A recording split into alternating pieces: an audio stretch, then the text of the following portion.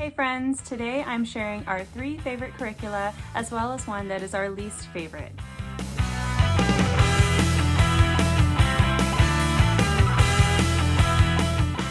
Before we begin, please be sure to give this video a thumbs up, click that subscribe button, and be sure to hit the notification bell so you don't miss out on new videos. Welcome back to Regular Secular Mama. If you are new here, my name is Cassie and I am a 5th year homeschooling mama to 2 kiddos, currently ages 8 and 11 years old. On this channel, I share curriculum reviews and homeschooling tips and everything in between. This video is part of a collaboration with a truly unique and amazing set of homeschool channels here on YouTube. Thank you to the fabulous Shanna over at Making Everyday Magic for organizing this collaboration, and to all my homeschool mama friends who have contributed their videos to this playlist. You can find a link to that playlist down in my description box, so be sure to go check it out after you're done watching this video. I'll try to keep this video short, so I will just jump right into our 3 top curricula that we have used over the years. By the way, these curricula that we love are not in any particular order. This isn't like our number 1 favorite and our number 2 favorite. I just picked the 3 we love the most and went with it. The first one that came to mind is one that we have used since the very beginning of our homeschool journey, since the very first day, and that is Real Science Odyssey from Pandia Press. Since day 1, we have been working through their level 1 course offerings. We started with level 1 life science, and then we moved into astronomy and then earth and environment, and now we are working through chemistry, which I don't know if you can see my periodic table t-shirt. It comes in handy. And then next year we plan to use the level 1 physics book, which I believe would finish up all the level 1 course offerings that they have.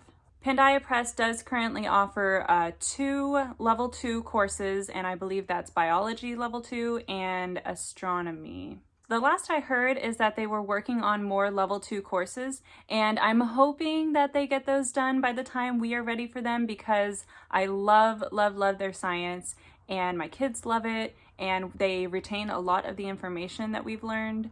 So I'm really hoping that we can use their level 2 for like middle school or maybe even high school. I think level 2 is geared more toward the middle school ages, but there have been tons of families who have used level 2 biology and I think astronomy with their high school kids with a few modifications. So that's the plan. Hopefully they get those finished by the time I need them, or else I'm shopping for new curricula again. The reason why we love Real Science Odyssey so much is, as a teacher, it's very easy to implement. The teacher guide is very well laid out. It is very easy to see what materials you're going to need ahead of time, so you can gather what you need. The materials that you use are mostly household items. There aren't a whole lot of things that are kind of out there. And if there is something that's kind of a specific science tool, they lay that out pretty clearly in the beginning of the book, so you are well aware of what you need way before you're gonna need it. The teacher guide is also just scripted enough to help me do my job and give me, the words that I'm looking for without really sounding too scripted, if that makes sense. So it's just a really easy curriculum to use. And my kids really like the labs. They have been fun, they're hands-on, sometimes they're pretty messy, and every once in a while we get one that is edible. I think the most memorable one was building a Mars rover out of graham crackers and peanut butter cups and pretzel sticks and things like that. They still talk about that one like a year and a half later. I should probably throw it out there that I am now a Pandia Press affiliate, but I would not tell you how much I love this curriculum unless I actually loved it. And I can tell you we have used it for 5 years now, and we love this curriculum.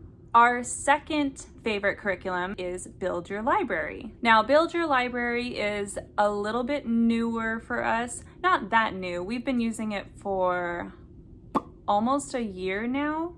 We started using it April or May of last year, before we were complete with our school year, because we were finished and ready to move on to something else. Now, before Build Your Library, we were using History Quest from Pandia Press, which is a relatively new offering. They wrote a elementary level read aloud style narrative, similar to the feel of Story of the World, but from a truly secular and diverse standpoint. So we love, love, love History Quest, but when we were using it, they didn't have the United States book ready yet. In fact, it is coming in April, I believe. I'll have to double check, but they said it's coming, and I'm really excited to see what they have for United States. But we were ready to move on, and we just couldn't wait. So we switched to Build Your Library. I have another video that I will link up here where I show how we combined Build Your Library Level 3 and Level 5. Now, because we love Real Science Odyssey so much, we are not using the science from Build Your Library. Now, it is an all-in-one curriculum except for math, and as far as I can tell, the science looks really good. But we already love Real Science Odyssey. Some of the stuff we've already covered, and we're combining 2 levels. So we just stuck with Real Science Odyssey for science, and then we use Build Your Library for almost everything else they offer. It's history, literature, and independent readers that are assigned. And she also assigns poetry and artist studies and art projects. Those we kind of do loosely here and there when we feel like it. That's not something I really schedule. We just do it when we feel like it, and it doesn't really get done regularly. But we definitely love Build Your Library for history and how well she ties in literature and independent readers. That is where Build Your Library really shines, in my opinion. Emily Cook does a phenomenal job of tying in read aloud books and independent readers that are appropriate for the age levels that also tie into history topics. I also really love how Emily Cook uses a Charlotte Mason inspired style of teaching language arts within the context of history and literature. So she assigns copywork passages that are used for copywork and for dictation when the kids are ready. And there is also narration included. She includes these like narration prompts for the kids, so it isn't always just telling back what you heard, which is, you know, typical Charlotte Mason style, but sometimes they're really interesting, like write a postcard from one character to another, or write a journal entry from a different character's point of view. There's a nice variety there for kids who maybe get bored just retelling, or to give kids a little bit more writing practice when they're ready for that. Another thing that I really love about Build Your Library is that it is all ready to go all the way through the high school years. Levels, I think 0 through 12 are already out there.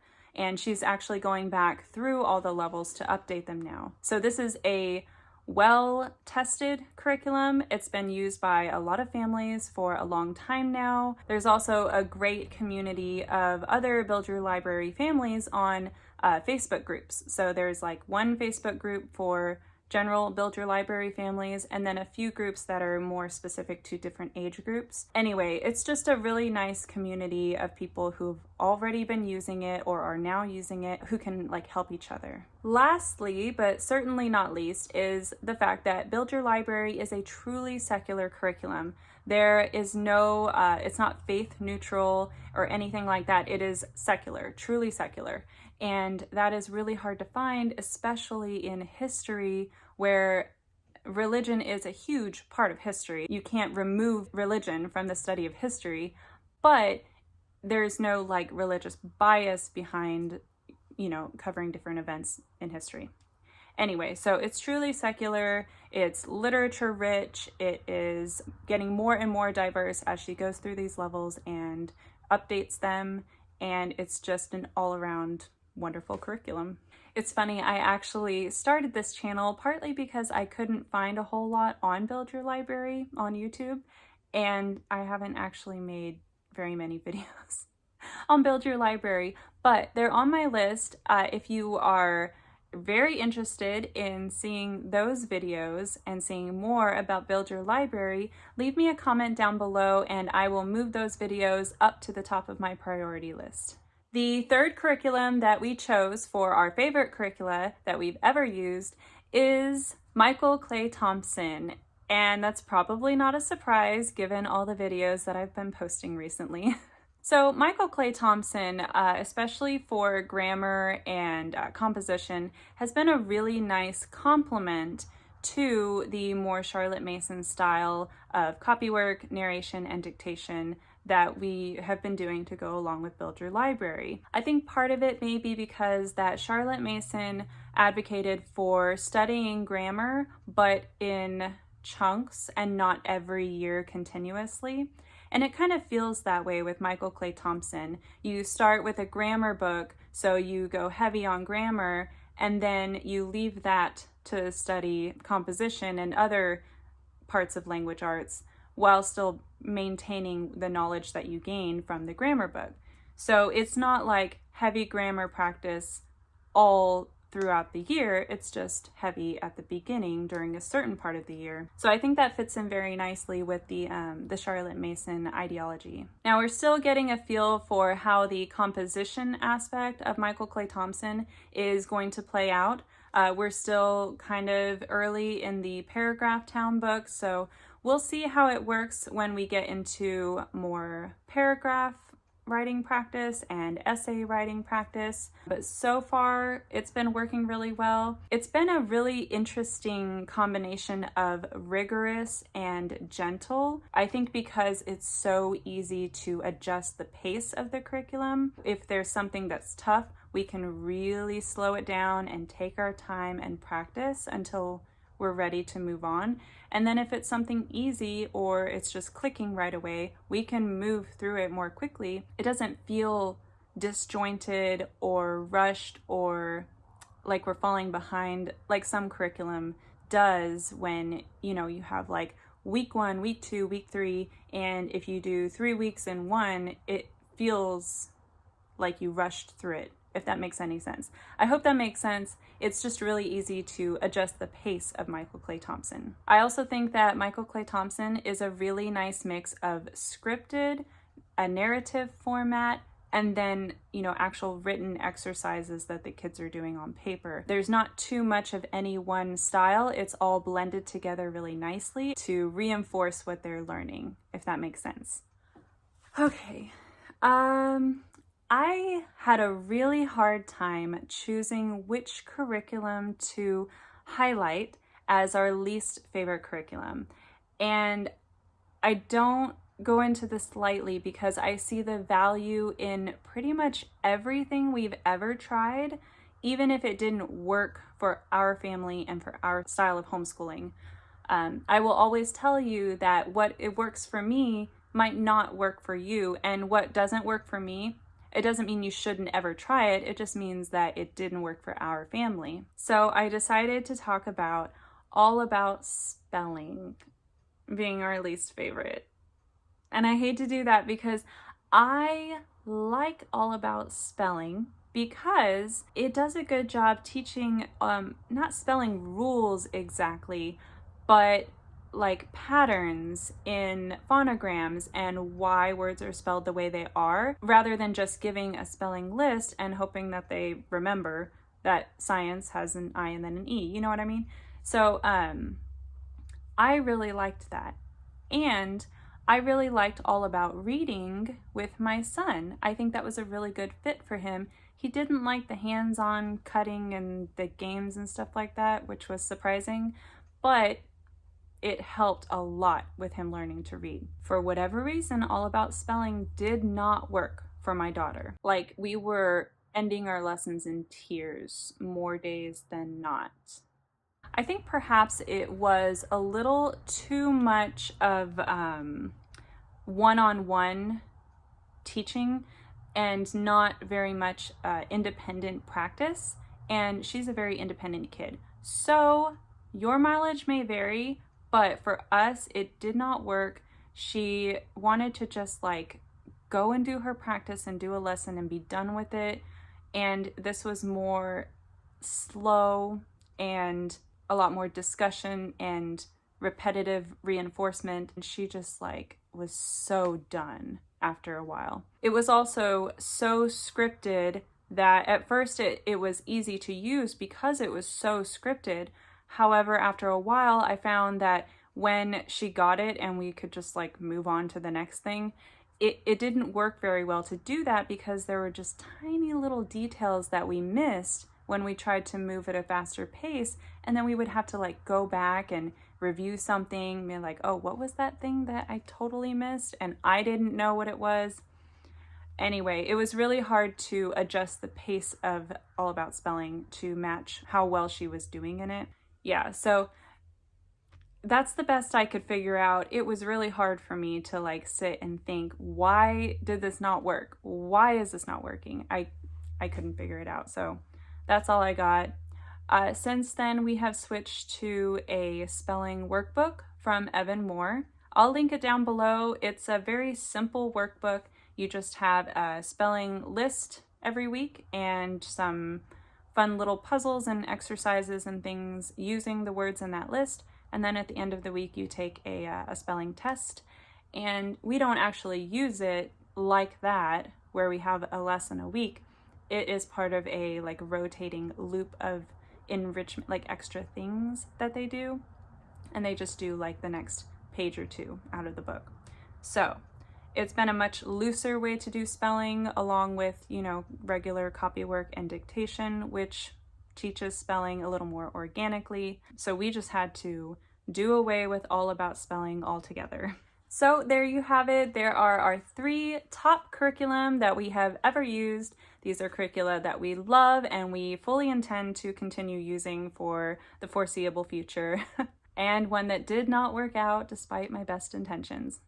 Like I said before, I will link this playlist down below. You should definitely go check out my friends' channels and their top curriculum and their least favorite curriculum that they posted. I also love getting comments from my viewers. Please tell me down below, do you use any of these curriculum that I mentioned?